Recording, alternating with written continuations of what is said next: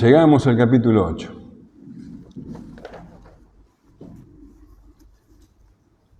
Vos sabés que Pablo nos habla de que la única manera de ser justificados delante de Dios es justamente por Él mismo. No hay manera en que nosotros nos podamos justificar a nosotros mismos. Él es quien nos justifica, por medio de la fe en Jesucristo.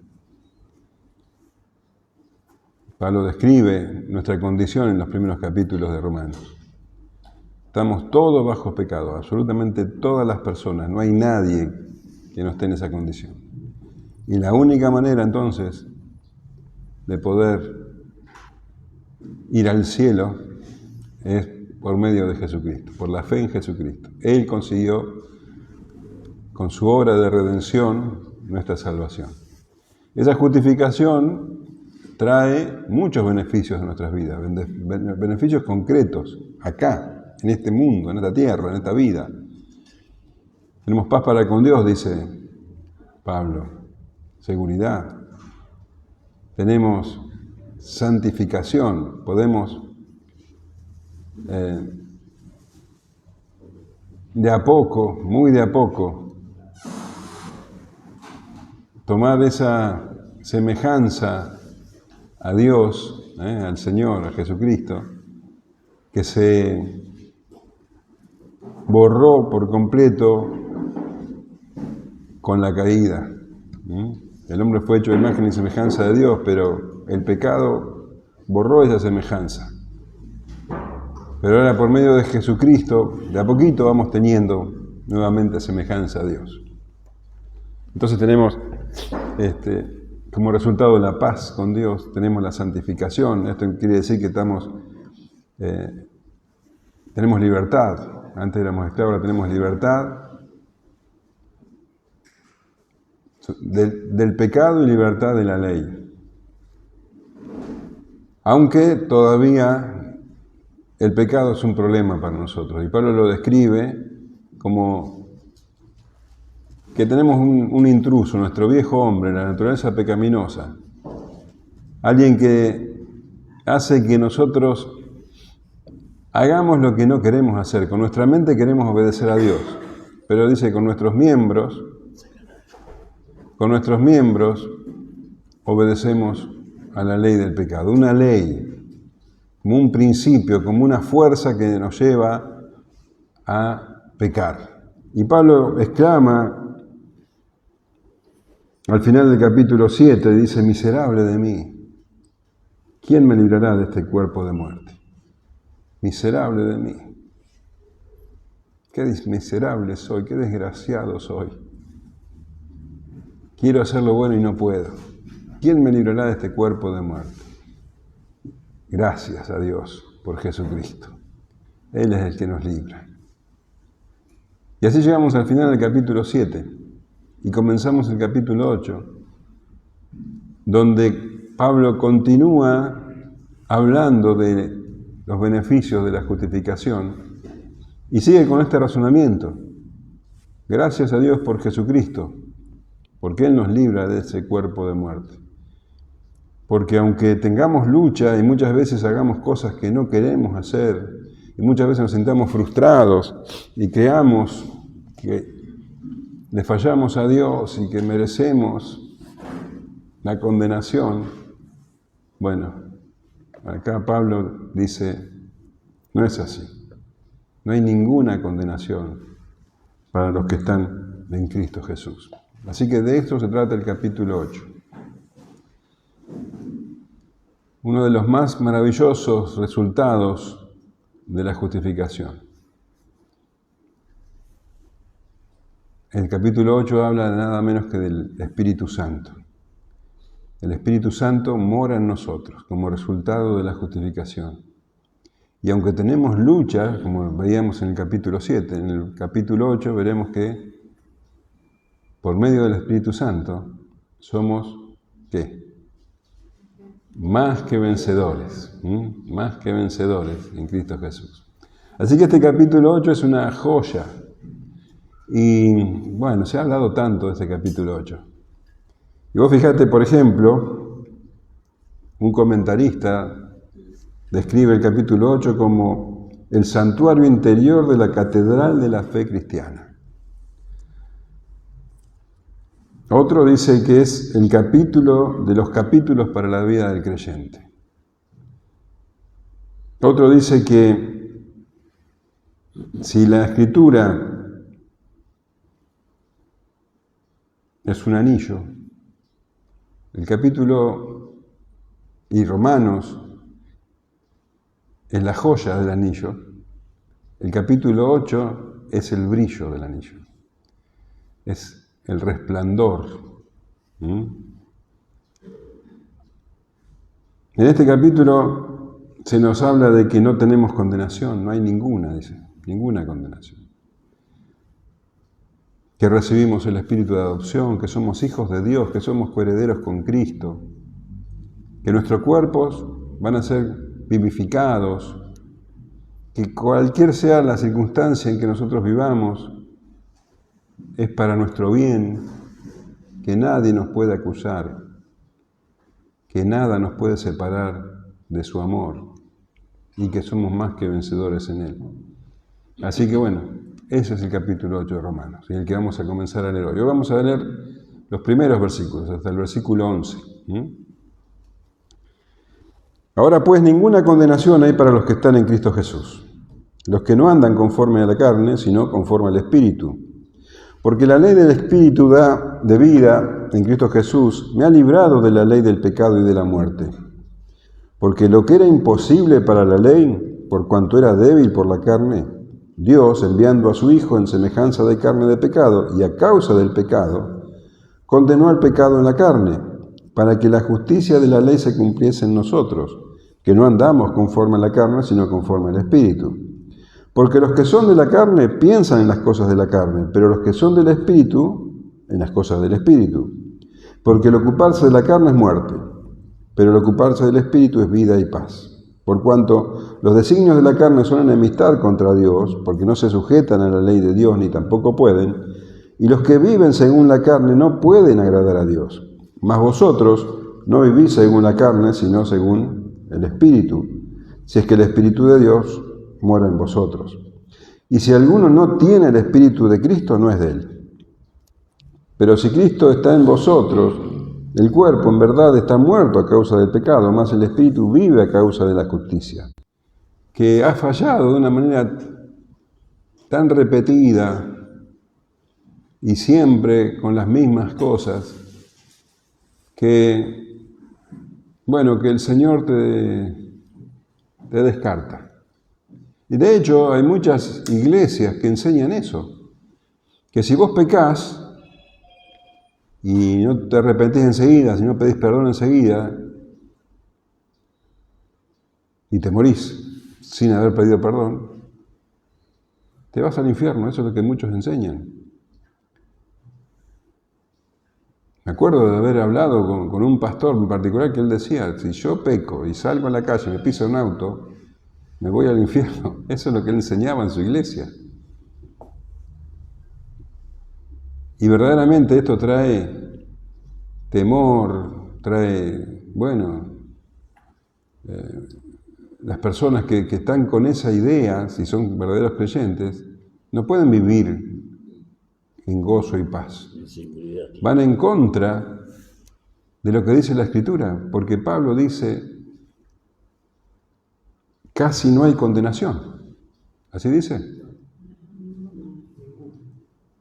Dice que no hay ninguna condenación. Ninguna clase de condenación. El que está en Cristo Jesús no tiene absolutamente ninguna condenación. Por eso Pablo daba gracias a Dios. Gracias doy a que está en Cristo Jesús. ¿Por qué? Porque Jesucristo cumplió con todos los requisitos de la ley. Su sacrificio fue perfecto y fue completo. Así que Él tomó nuestro lugar, Él cargó con nuestra culpa y su justicia es imputada a nosotros. Esto quiere decir que su justicia ahora es nuestra justicia.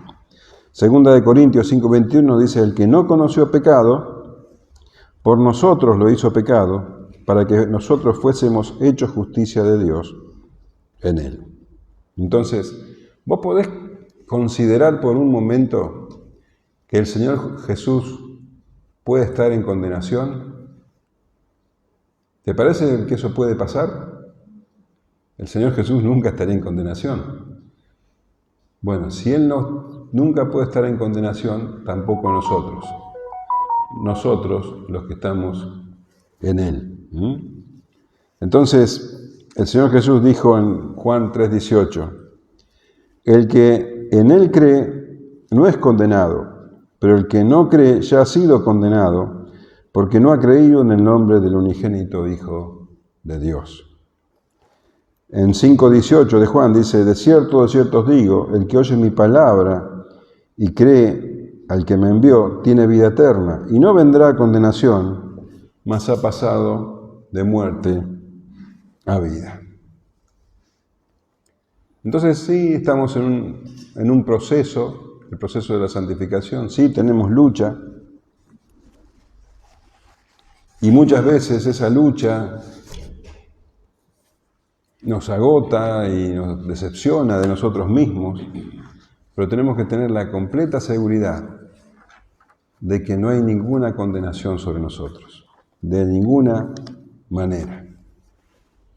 En Romanos 5:18 habíamos leído, así que como por la transgresión de uno vino la condenación a todos los hombres, de la misma manera, por la justicia de uno vino a todos los hombres la justificación de vida. Así que no hay condenación. ¿Estamos de acuerdo? ¿Estás seguro de eso? Esa es la seguridad del creyente. No hay condenación para nosotros. La siguiente parte del versículo, los que no andan conforme a la carne, sino conforme al Espíritu, si sacamos esa partecita, como el hilo del texto continúa perfecto. Entonces no hay ninguna condenación para los que están en Cristo Jesús, porque la ley del Espíritu de vida en Cristo Jesús me ha librado de la ley del pecado y de la muerte. ¿Te acordás que en el capítulo anterior Pablo decía que hay una ley en su cuerpo, en sus miembros? Una ley que lo lleva a pecar. En el versículo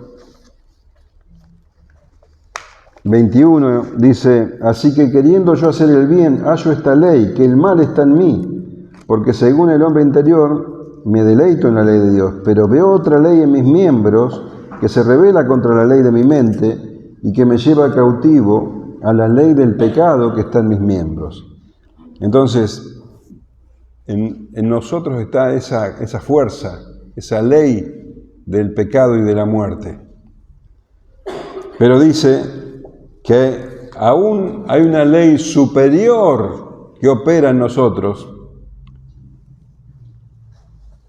que es la ley del Espíritu de vida. El Espíritu de vida, el Espíritu Santo. El Espíritu Santo que es la esencia misma de la vida. El Espíritu Santo imparte vida física y también vida espiritual. Ese Espíritu Santo opera en nosotros.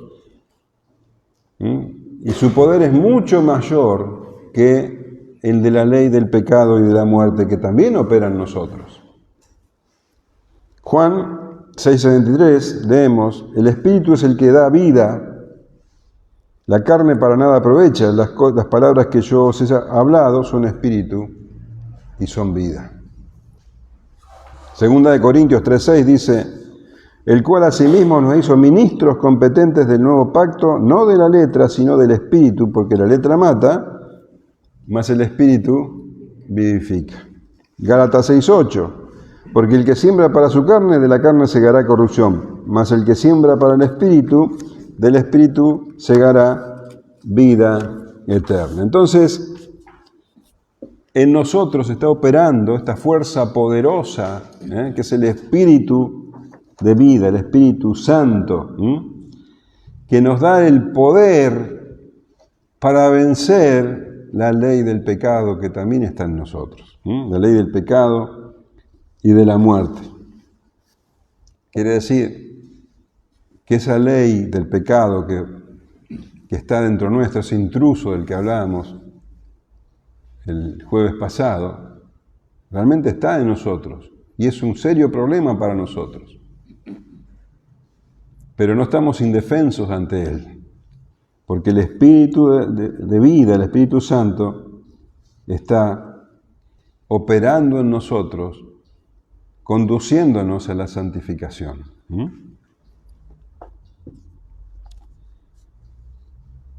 Entonces, mientras nuestra carne, nuestro viejo hombre, nos lleva a pecar, y de hecho nadie puede decir que no peca. El apóstol Juan escribe en la primera carta: si decimos que no tenemos pecado, nos engañamos a nosotros mismos y la verdad no está en nosotros. Y más adelante dice: si decimos que no hemos pecado, le hacemos a él mentiroso y su palabra no está en nosotros. Entonces, por un lado, Pablo dice, nosotros, hablando de él, dice: yo soy vendido al pecado. La ley es espiritual, pero yo soy carnal, dice, vendido al pecado. Y eso esa es una parte real del creyente. El creyente tiene esa ley que lo lleva al pecado. Esa ley en el sentido de que es una fuerza que opera en nuestro interior, que es la carne, el viejo hombre, que nos lleva a pecar. Pero también el creyente, ese mismo creyente, es libre. Parece contradictorio, pero no es contradictorio. Porque si bien nosotros pecamos, Satanás no puede gobernarnos. El pecado no es nuestro rey. Satanás, por más que esté bailando alrededor nuestro, no puede hacer que nosotros rechacemos a Cristo. No puede hacer que nosotros no lo busquemos en oración. No puede hacer que nosotros no prediquemos su palabra. No puede hacer que nosotros no hagamos la voluntad de Dios. Pero nunca de manera perfecta. Mientras estemos en este cuerpo, nunca lo vamos a hacer de manera perfecta. Pero sí lo vamos a hacer. Y cada día, esta ley del Espíritu de vida se va fortaleciendo en nosotros, conduciéndonos a la santificación. Entonces, el retrato completo del creyente es este. Tenemos el viejo hombre, esa ley del pecado que nos lleva a hacer lo que no queremos. Pero tenemos una ley superior, un poder superior, que es el Espíritu de vida, el Espíritu Santo, que nos lleva a vencer al pecado y a santificarnos. Gálatas 6.5 dice, 5.1 dice: estad pues firmes en la libertad con que Cristo nos hizo libres, y no estéis otra vez sujetos al yugo de la esclavitud. Cuando no teníamos a Cristo, estábamos en la carne, completamente, bajo el completo poder del pecado. Ahora estamos en el Espíritu, pero la carne tiene todavía poder sobre nosotros. Y tenemos esa lucha entre el Espíritu y la carne. Y somos un poco esclavos de la carne y somos también a la vez libres en el Espíritu. Y cuando estemos con el Señor, ya no va a haber nada de carne en nosotros. Vamos a ser completamente como Jesucristo. Pero hoy, en esta vida, la lucha está. Hay un poder que nos lleva a pecar, pero un poder superior que nos lleva a la santificación. Y William MacDonald, un comentarista, lo describe, esto me pareció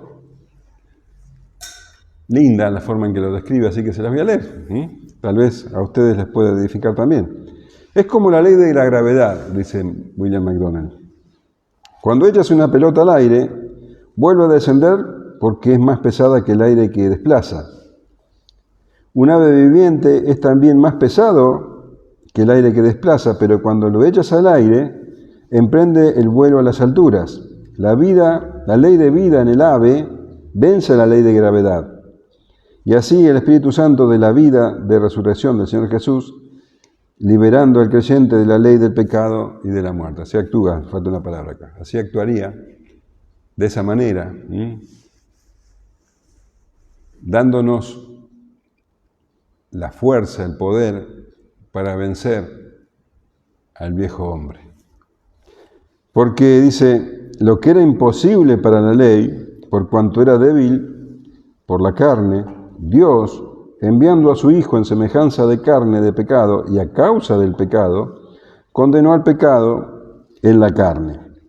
Bueno, nosotros lo hemos visto en capítulo 7, que la ley de Moisés es santa, justa y buena, pero no tiene poder para justificarnos. La ley, dice, es débil, porque no tiene fuerza para hacer eso. ¿Por causa de qué? De nuestra naturaleza pecaminosa, de nuestra carne.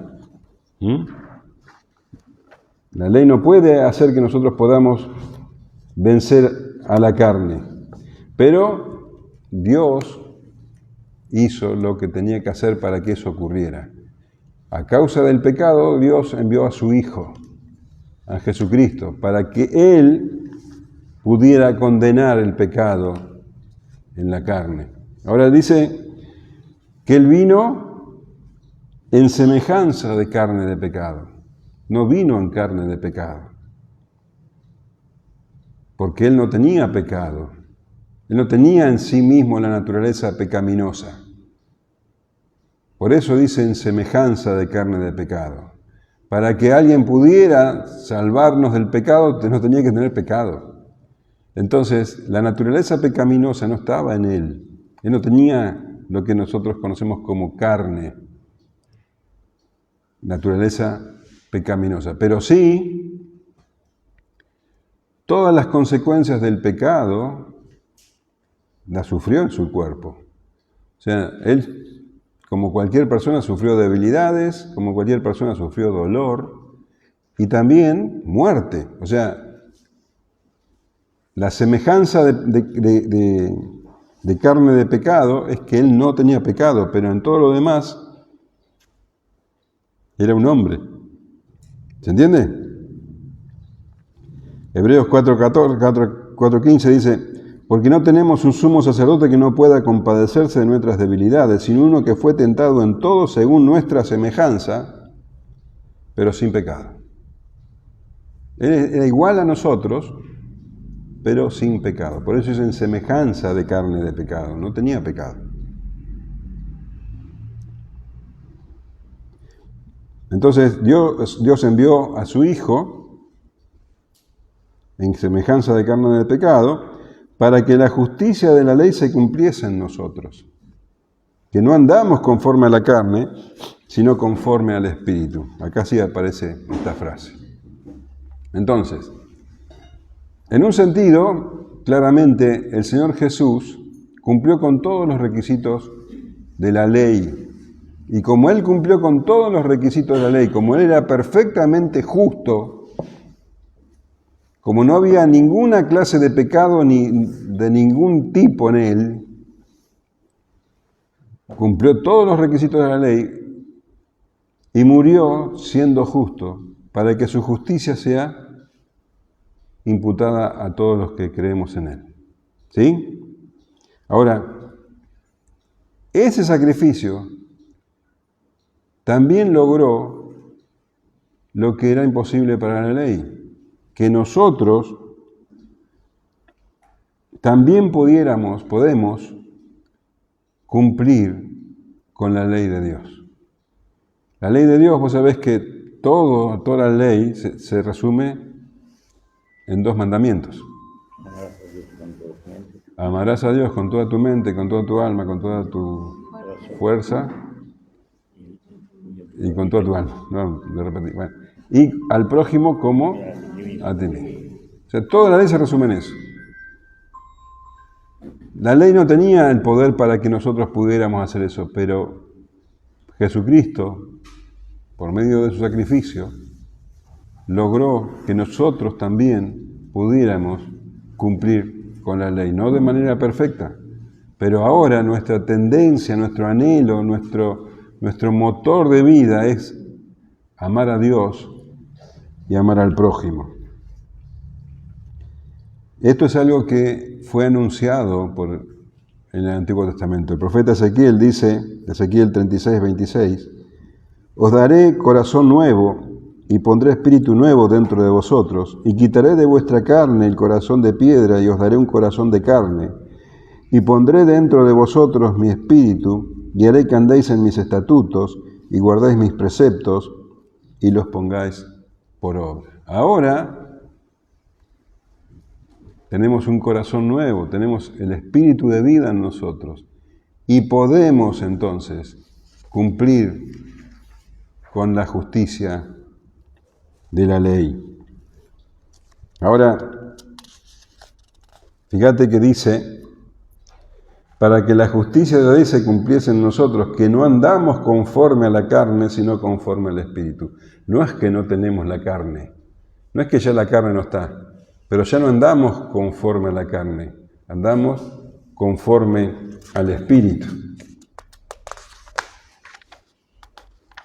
Porque los que son de la carne piensan en las cosas de la carne, pero los que son del Espíritu, en las cosas del Espíritu.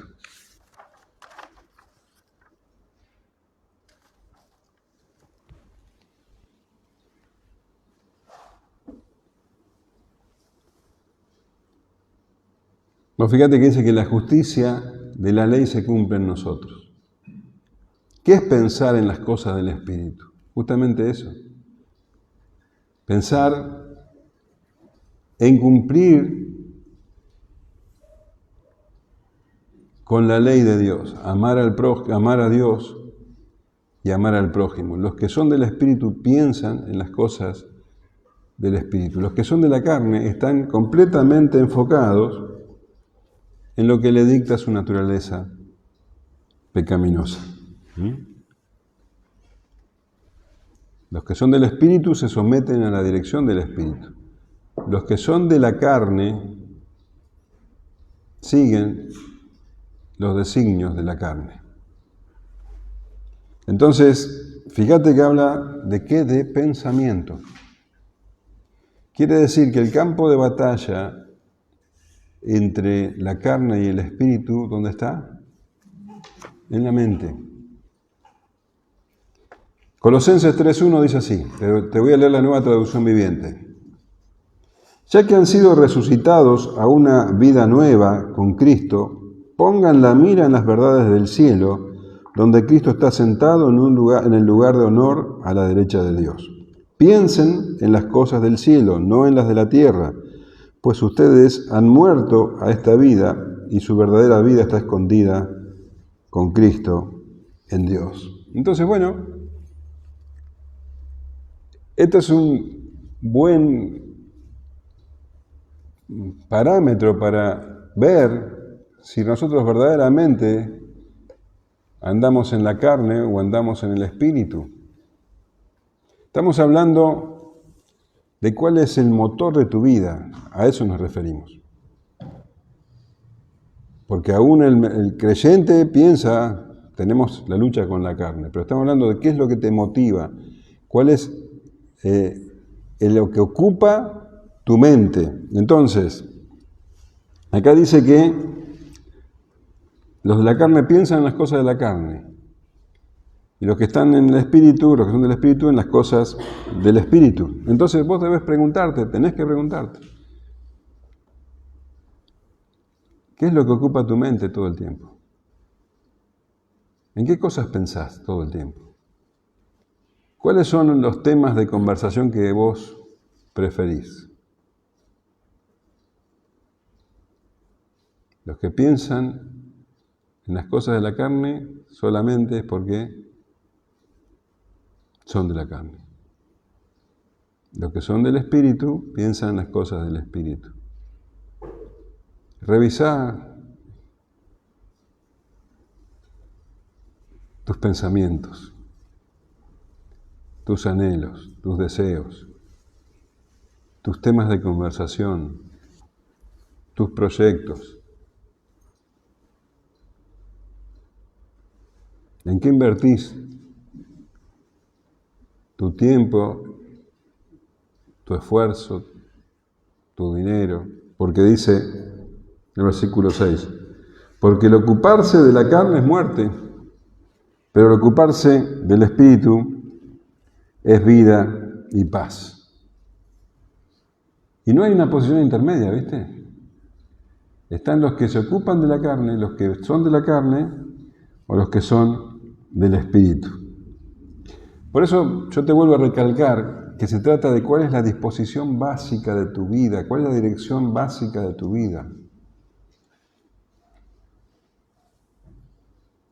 Buscad primero el reino de Dios, hambre y sed de justicia. Eso es lo que tiene un verdadero creyente. El apóstol Juan dice, no améis al mundo ni las cosas que están en el mundo. Si alguno ama al mundo, el amor del Padre no está en él. Porque todo lo que hay en el mundo, los deseos de la carne, los deseos de los ojos y la vanagloria de la vida, no provienen del Padre, sino del mundo. Y el mundo pasa y sus deseos, pero el que hace la voluntad de Dios permanece para siempre. ¿Quién permanece para siempre? El que hace la voluntad de Dios. ¿El que ama al mundo permanece para siempre? No, porque no viene del Padre ese amor. Entonces Pablo dice, porque el ocuparse de la carne es muerte, no permanece para siempre. El ocuparse de la carne es muerte. Pero el ocuparse del Espíritu es vida y paz. Juan dice, el que se ocupa de hacer la voluntad del Padre, permanece para siempre. Vida. Vida y paz, vida de comunión con Dios. Vida de un gozo que va más allá de las circunstancias. Una vida de una paz que sobrepasa todo entendimiento. Isaías 26:3 dice, tú guardarás en completa paz a aquel cuyo pensamiento en ti persevera, porque en ti ha confiado. Ahora,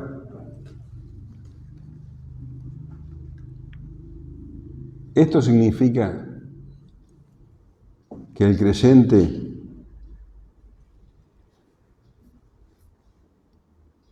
vive completamente dedicado a las cosas de Dios y que nunca está preocupado, nunca está turbado, nunca se siente frustrado.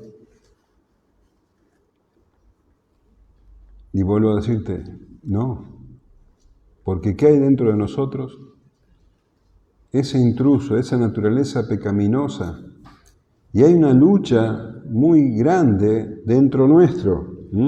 Entonces, sí, el creyente va a tener flaqueza, va a tener momentos de inquietud, de duda, y va a tropezar, y va a caer, y va a caer en tentación, y va a pensar, otra vez fallé, no me merezco el amor de Dios y todas esas cosas. Y va a llegar a pensar, miserable de mí, ¿quién me librará de este cuerpo de muerte? Porque esa es la realidad. El creyente tiene una lucha muy fuerte dentro suyo, pero no hay condenación para él.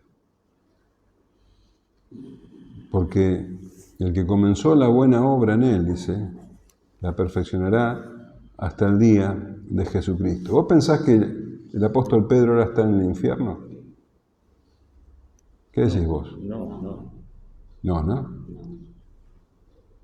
Sin embargo, vos fijate, en el capítulo 16 de Mateo, el Señor Jesús hizo una pregunta. ¿Ustedes quién piensan que soy yo? Y Pedro contestó, tú eres el Cristo, el Hijo del Dios viviente.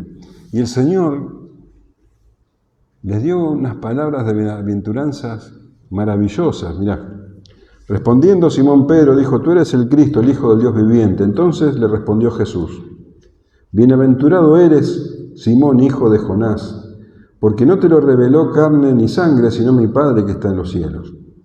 Y yo también te digo que tú eres Pedro, y sobre esta roca edificaré mi iglesia, y las puertas del Hades no prevalecerán contra ella.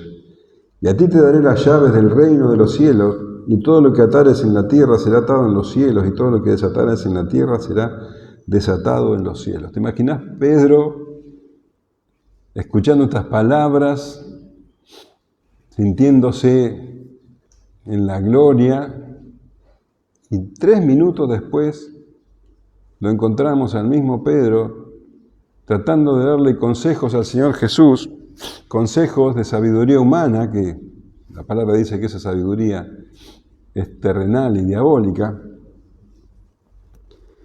Dice en el versículo 22, entonces Pedro, tomándolo aparte, comenzó a reconvenirle, diciendo, Señor, ten compasión de ti, en ninguna manera esto te acontezca. Pero él, volviéndose, dijo a Pedro, quítate de delante de mí, Satanás. Me eres tropiezo, porque no pones, ¿qué? La mirada en las cosas de Dios. ¿En qué estás mirando, Pedro? En las cosas de la carne. No pones la mira en las cosas de Dios, sino en las de los hombres. ¿Te das cuenta? Cuando vos pones la mira en las cosas de los hombres, cuando vos pones la mira en la carne, bueno, van a venir las dudas, van a venir los tropiezos. Y esa es la vida del creyente. Salmo 42.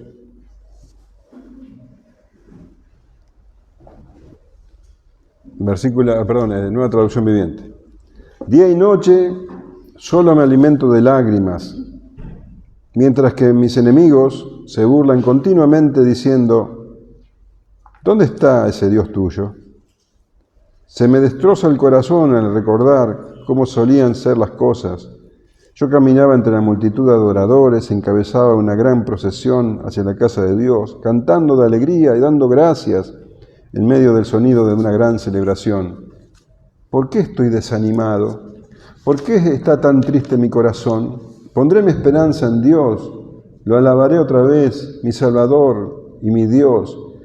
Ahora estoy profundamente desalentado, pero me acordaré de ti, aún desde el lejano monte Hermón, donde nace el Jordán, desde la tierra del monte Mizar. ¿Te das cuenta que el creyente tiene que enfrentar conflictos, dudas, luchas interiores? Porque tenés el viejo hombre y el nuevo hombre. Salmo 77. Clamo a mi Dios, sí, a gritos. Oh, si Dios me escuchara. Cuando estaba en graves dificultades busqué al Señor. Toda la noche oré con las manos levantadas hacia el cielo, pero mi alma no encontró consuelo.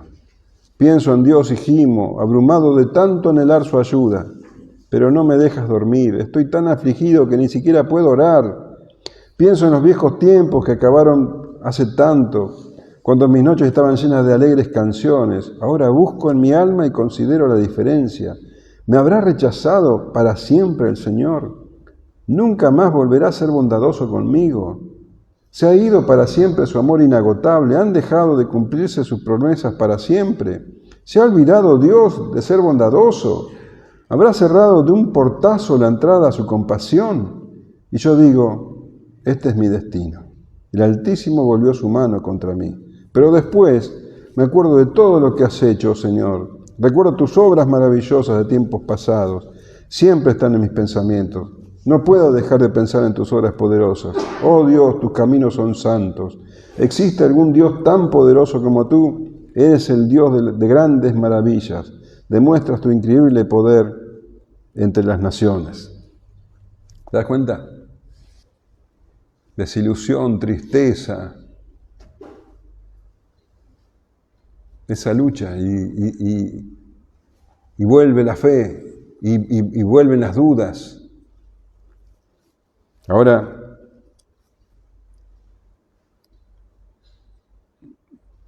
nos exhorta la Escritura a mirar las cosas de Dios, a enfocarnos en las cosas del Espíritu. Pablo le dice a los Efesios 4:22, en cuanto a la pasada manera de vivir, despojaos del viejo hombre que está viciado conforme a los deseos engañosos. No penséis en esas cosas, en esos deseos engañosos. Y renovaos en el espíritu de vuestra mente y vestíos del nuevo hombre creado según Dios en la justicia y santidad de la verdad. Efesios 6:10 dice, por lo demás, hermanos, fortaleceos en el Señor y en el poder de su fuerza, vestíos de toda la armadura de Dios para que podáis estar firmes contra las acechanzas del diablo.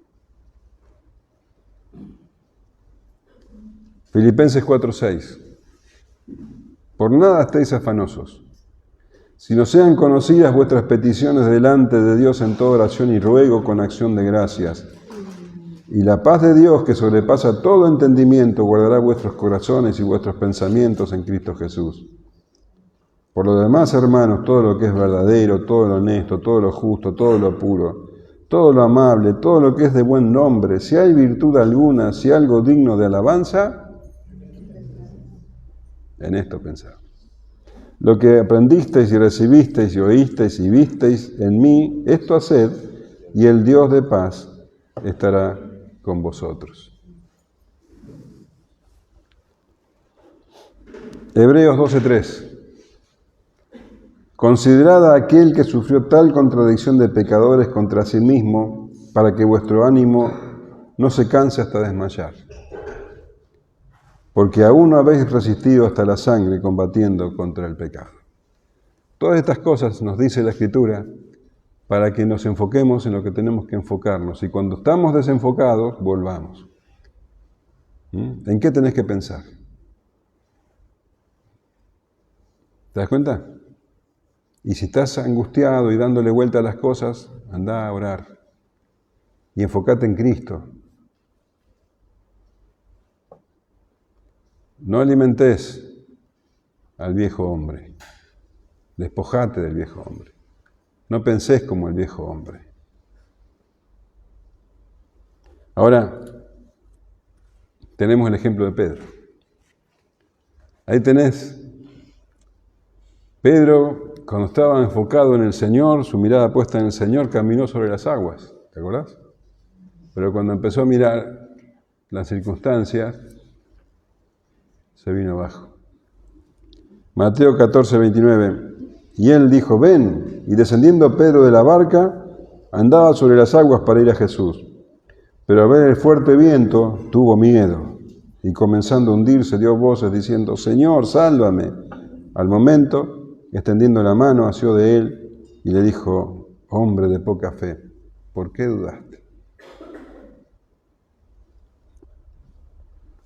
Porque por cuanto los designios de la carne son enemistad contra Dios, porque no se sujetan a la ley de Dios, ni tampoco pueden, y los que viven según la carne, no pueden agradar a Dios. Entonces, los designios de la carne son enemistad contra Dios. Los que viven en la carne,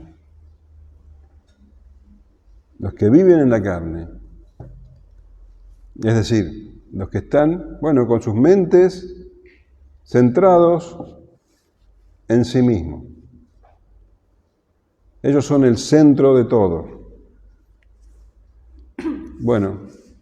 Esas personas son enemigas de Dios. En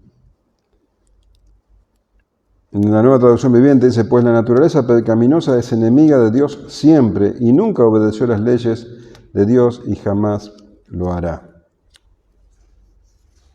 Los que viven en la carne son enemigos de Dios porque dice que no se sujetan a la ley de Dios, ni tampoco pueden. Porque ellos no están centrados en amar a Dios y en amar al prójimo. Están centrados ¿qué? En amarse a sí mismos. Por eso no se sujetan a la ley de Dios, ni tampoco pueden, porque están pensando en sí mismos. Ahora, no pueden agradar a Dios, dice. Dice que los que viven según la carne no pueden agradar a Dios. Esto quiere decir que aunque hagan ceremonias religiosas, aunque levanten las manos y cierren los ojos para orar, aunque den grandes limosnas y diezmos, no pueden agradar a Dios. Dios se desagrada de ellos. Para Dios esas cosas, dice Isaías, son como trapo de inmundicia. Hebreos 11:6 dice, porque sin fe es imposible agradar a Dios. Es imposible agradar a Dios.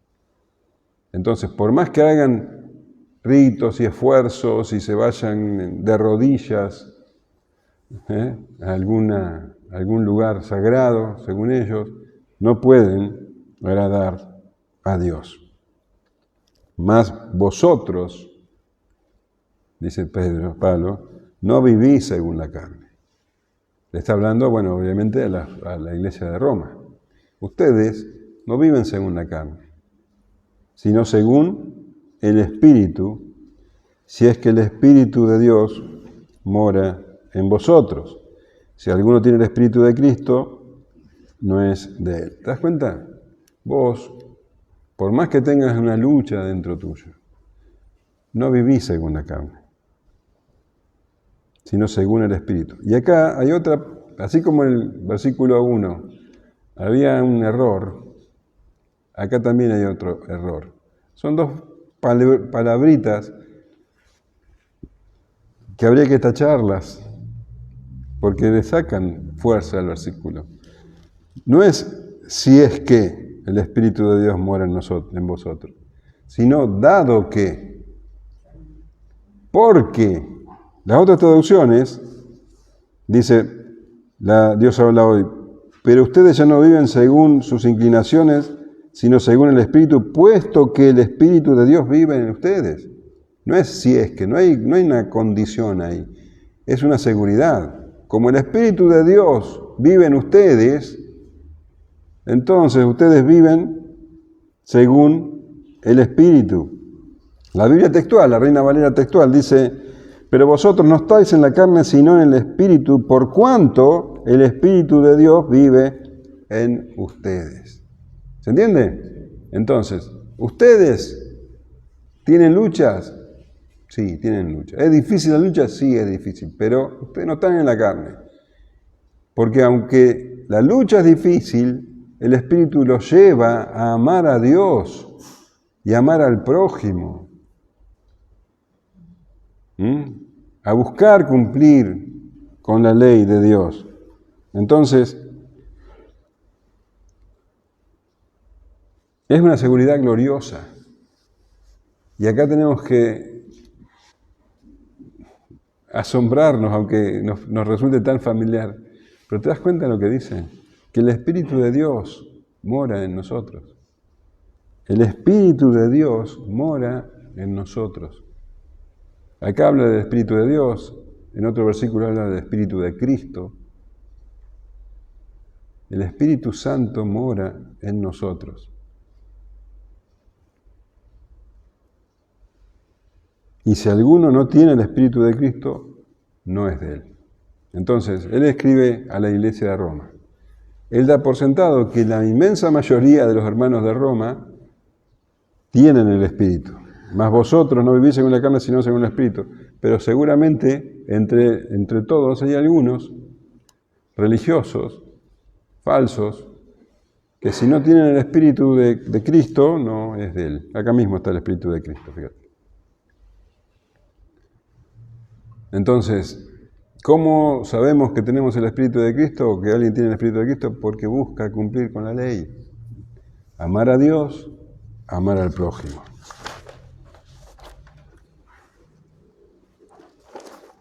Así que pregúntate esto.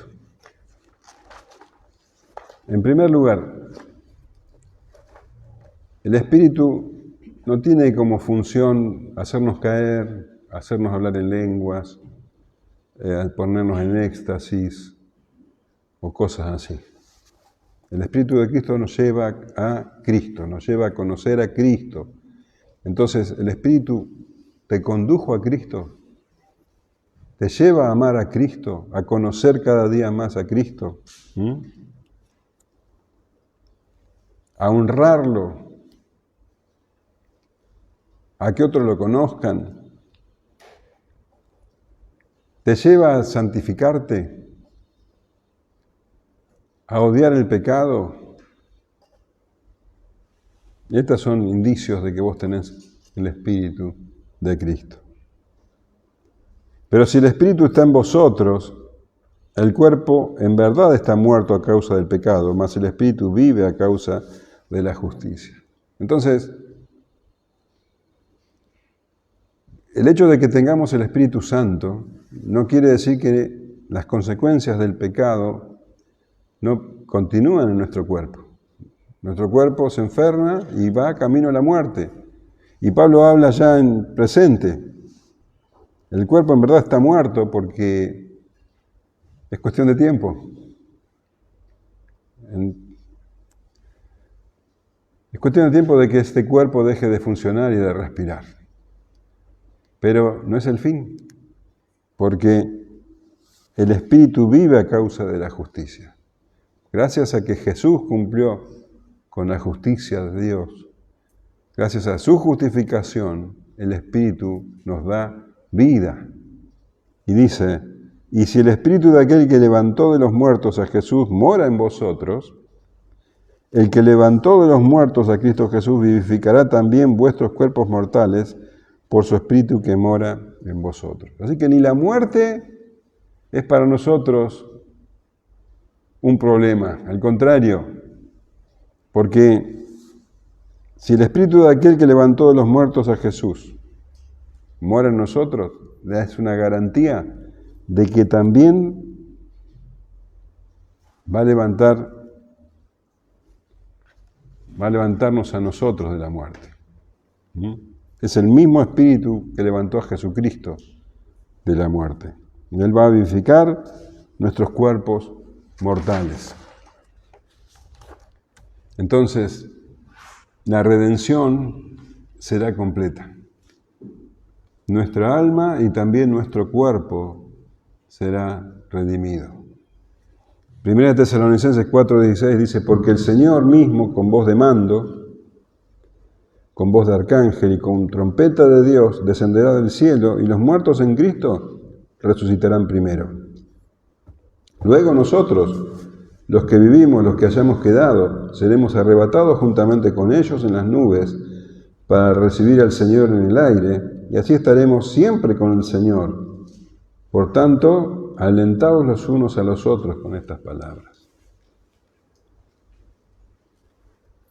Apocalipsis 21:1 dice, vi un cielo nuevo y una tierra nueva, porque el primer cielo y la primera tierra pasaron y el mar ya no existía más. Y yo, Juan, vi la santa ciudad, la nueva Jerusalén, descender del cielo de Dios, dispuesta como una esposa ataviada para su marido. Y oí una gran voz del cielo que decía, he aquí el tabernáculo de Dios con los hombres, y Él morará con ellos, y ellos serán su pueblo, y Dios mismo estará con ellos como su Dios. Enjugará Dios toda lágrima de los ojos de ellos, y ya no habrá muerte, ni habrá más llanto, ni clamor, ni dolor, porque las primeras cosas pasaron. Y el que estaba sentado en el trono dijo, he aquí, yo hago nuevas todas las cosas. Y me dijo, escribe, porque estas palabras son fieles y verdaderas. Decime si no es maravilloso saber que el Espíritu Santo mora en nosotros, que ahora, en esta vida, nos da el poder para vencer al pecado y nos lleva a santificarnos, parecernos de a poquito más al Señor. Y que un día, hasta este cuerpo de muerte va a ser vivificado. Y vamos a estar con Él para toda la eternidad. ¿Amén? Bueno, me alegro.